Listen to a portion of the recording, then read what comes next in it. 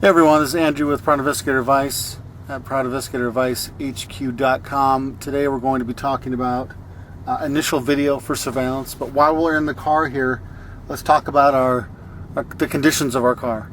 So the first thing I always recommend is put up your window covering.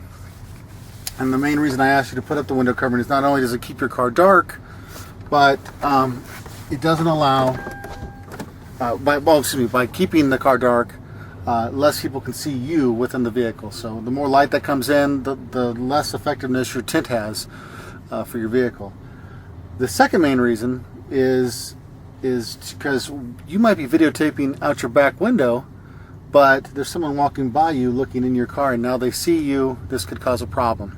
So I always, no matter where I am, in almost all cases, I put in my window coverings, and you can automatically, these have been used a lot because they're really not that dark, as you can see, but it automatically darkens my car. Nobody, unless they're up on my window like this, would even be able to see anything in my car. So now that we have our window coverings up, the next thing we want to do is get our camera.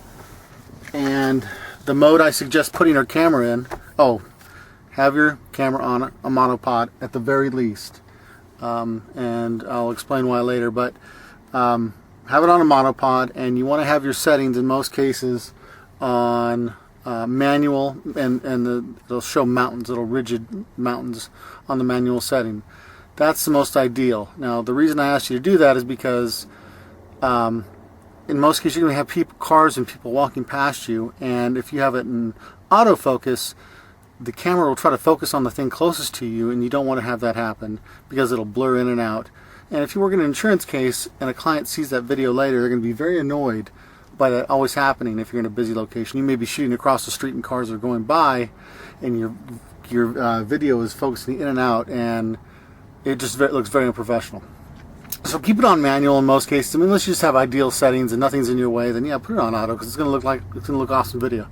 Look like awesome video. So anyway, so we did that, and what we're going to do from here is I'm going to videotape some people. And there's just going to be a few key pointers to keep in mind. The first thing is that when you first get video of your subject, you want to get a facial shot of them to identify them, and then you want to back out and zoom out, and basically from head to toe with maybe just a little bit of space on the top and a little bit of space on the bottom, because you just want to get as close as you can of the video without cutting them off anywhere. So that's what we're going to do. We're going to videotape. And I'm going to show you what I'm talking about, and we'll talk about it a little bit afterwards. Later. So if this is my subject, the first thing I'm going to do is try to get her face, and then once I get her face, I'm going to pan out, and I'm going to try to fit her in the frame, wherever her body is, into the frame. So, and that's going to be good enough. I'm not too far out here. Looks like she found her vehicle.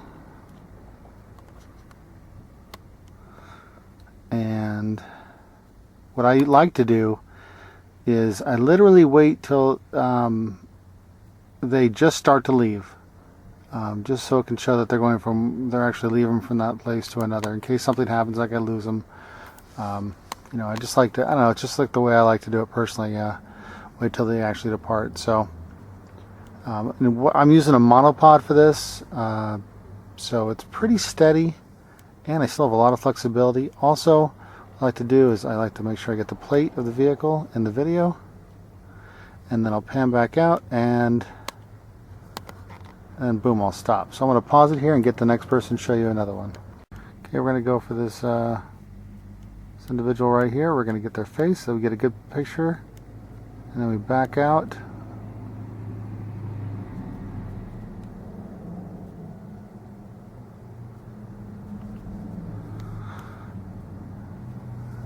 And I'm just trying to fit her in my frame here. Just a little bit on the top and a little bit on the bottom.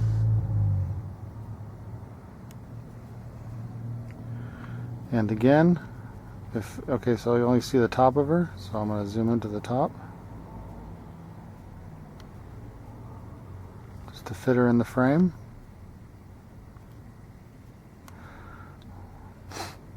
What some people struggle with, including myself, is trying to be overproductive with the zoom button. And sometimes you're going to want to zoom in and out and get their face again. And really, once you get their face the first time, it's going to be for your end, you know, the person who's watching the video. So you can actually identify the individual and go, yep, that was them. And then from then on, it's easier to identify them later on in the video. My last person here, I think she's ringing a bell, so I'd get my face shot, and then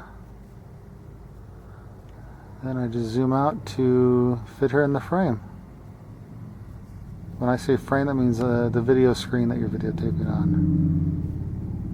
And again, this is all in a monopod, and this is pretty steady.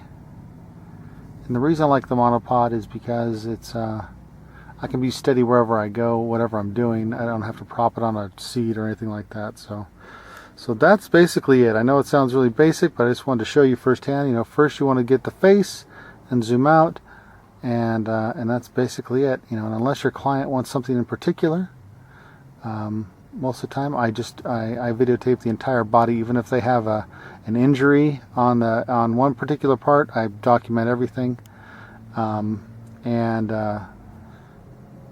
if it's a domestic, you know, just get them in the frame at all times, and anybody they're associating with.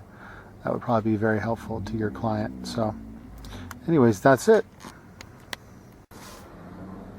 All right, guys, that's the mini lesson for today on your zooming. So get the face first, zoom out to the body if possible. You know, this is ideal situations here. And then just keep them in the frame, not too far out. You don't want a whole lot of space between the top of the screen and the bottom of the screen. Just enough, you know, so you can make small adjustments. Avoid zooming in and out on the subject as much as possible. And keep it from being shaky. Turn off your motor, because even the vibration of your vehicle will be seen in the video. So that's it, guys. I hope you enjoyed it, and I will see you on the next one.